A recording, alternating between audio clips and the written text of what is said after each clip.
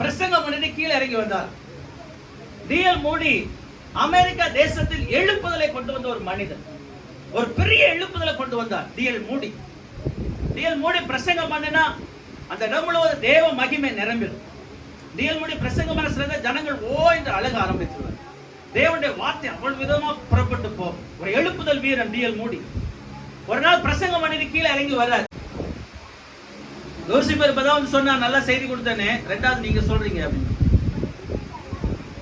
புகழ்ச்சியை விரும்பார். என்னதை விரும்பல? தேவனுடைய கிருபை. நானா பேசுறேன், தேவன் அல்லவா வார்த்தையை கொடுக்கிறார். இல்லையா? புகழ்ச்சி விரும்பாத மனிதன். டிஎல் மூடிக்கு ஆங்கிலம் தெரியாது, சரியா பேச தெரியாது. ஆங்கிலுடைய அந்த வழிமுறையா பேச தெரியாது. சரியான ஒரு ஆங்கில சொற்பொழிவாரால் அல்ல. நிறைய பேர் சொல்லுவாங்களாம், டிஎல் மூடியோட பிரசங்க இவருக்கு ஆங்கிலம் சரியா பேச தெரியும்.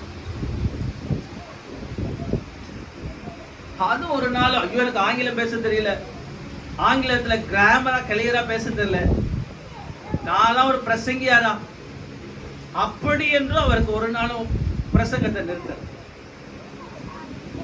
அவர் ஓடிக்கொண்டே இருந்தார், செத்துட்டாரு. புகழ்ச்சியும் அவரை ஒரு நாளும் இறக்கல, இகழ்ச்சியும் ஒரு நாளும் நிறுத்த.